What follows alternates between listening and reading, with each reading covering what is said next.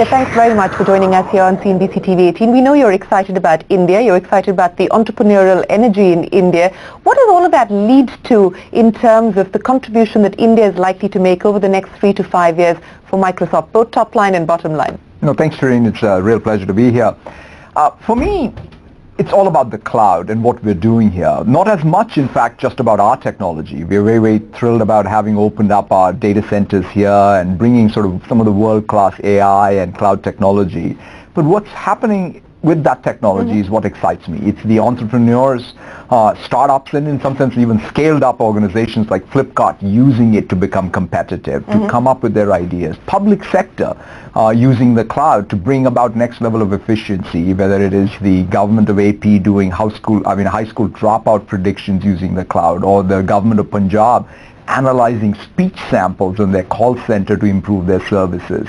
It's that tremendous, public sector, big business, small business work that's happening. That's the most exciting thing for us. So in terms of the growth projections for India, and I know data is the new currency, which is why I'm trying to pin you down to give us some color on what we could expect in terms of growth as far as the India business is concerned, given the opportunities that to us, we don't obviously break down our thing by country, but the thing that I would say is we always said for every dollar we have made in India, we would have at least $3 to $4 that are made by the channel and others in India.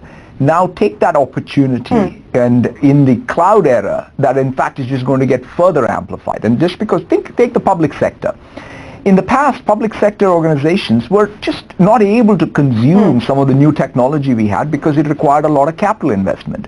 Whereas now, when you're doing elections in the UP, they're in fact able to put cameras on polling stations, stream that into the cloud, analyze and monitor the polls, and then after the election, they can dehydrate it all.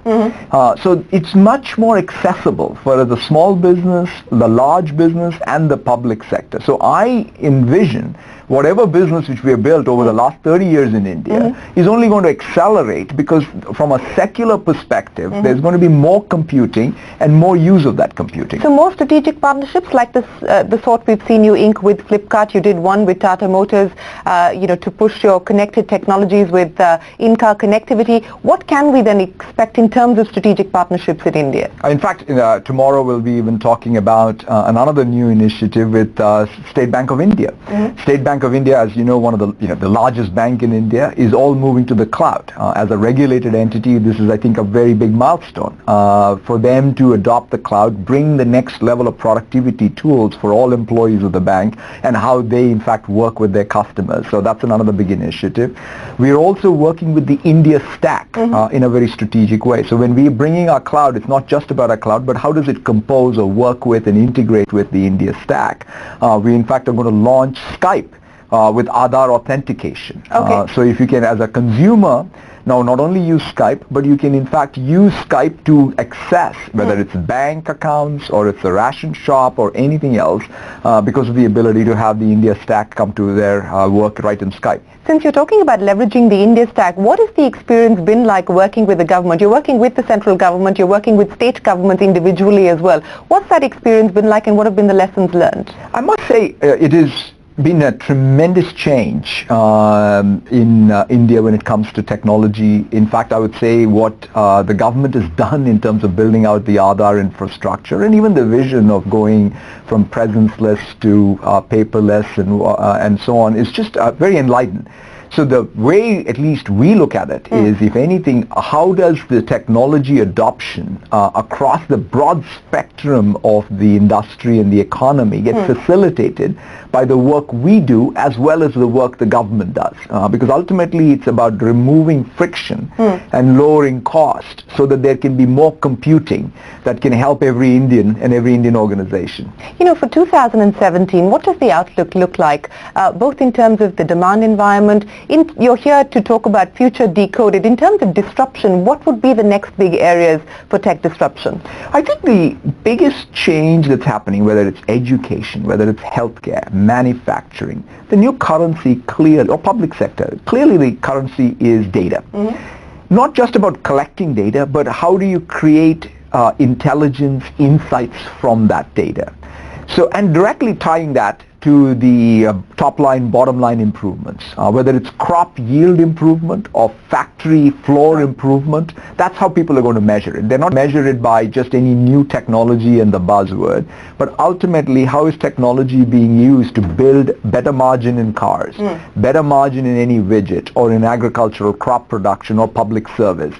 That's, I think, what's exciting, where technology has to show up as true productivity gains in the economy and reducing the transaction costs. And I think the combination of India Stack and some of the work we're doing can truly, absolutely make it happen. Since we're talking about productivity, I think the debate also centers now around what does this disruption mean in terms of employment, in terms of underemployment, in terms of jobs creation. When we talk about AI and we talk about living in an AI world, this is something that governments around the world are concerned about, including what's happening in the US. How do you address some of those issues, and what do you really see in terms of hiring prospects, for instance, in the creation of new collar jobs, as we now like to call them? No, it's absolutely a real issue in the sense that whenever there is new technology, there's always going to be displacement. And the real challenge, I think, in front of all of us is how do we commit ourselves to doing some of the very best work in upskilling people, whether it's students graduating from college, acquiring the absolute right skills for the new jobs that are getting created, or even some mid-career workers who get displaced. How do they acquire new skills? We're very, very excited about LinkedIn and what LinkedIn can do, and especially around the white-collar workers. I think LinkedIn already has that very efficient closed loop between skills you need, the jobs that you aspire to get, and how do we match the two. And so we now, in fact, will be announcing tomorrow about a new project called Project Sangam, which is an extension of what we have done with LinkedIn to more of the middle collar, new collar workers. So for example, hospitality, I think can be a great source of employment going forward. But the question is, how do we train people in the hospitality industry? So we're building out this open platform so that the people with the skill training capability can pour their training.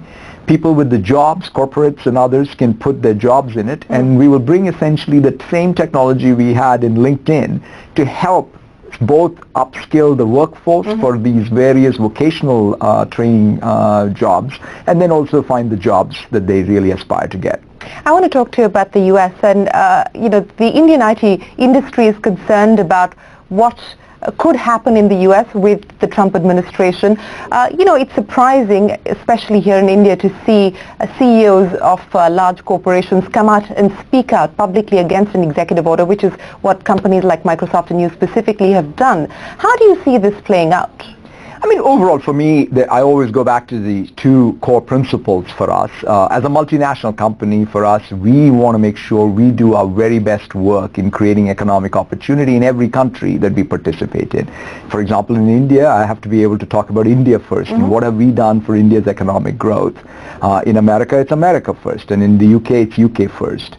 The second principle for us is, as an American company, we'll always stand for what I think are the enduring values of America. It's a land of immigrants. We stand for inclusion and diversity. And so these are the two core things that will drive how we advocate for any policy or against any policy in any country for that matter.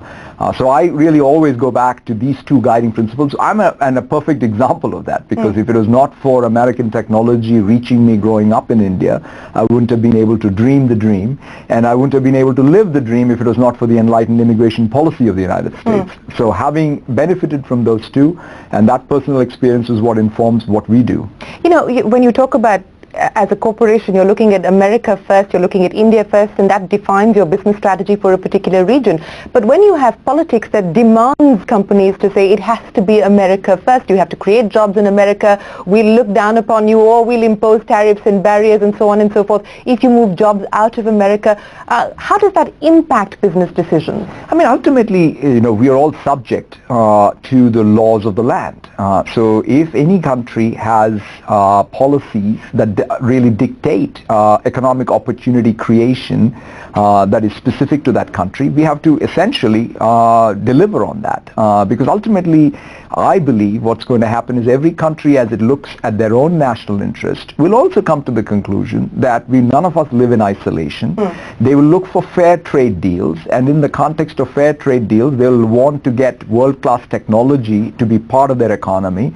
And so I don't sort of take any swing towards national nationalism or globalization as a permanent swing. These are all both have to be kept in balance, and that's what we're seeing out there. So my final question, the headlines, Microsoft has got its mojo back under Satya Nadella. What kind of pressure does that put on you?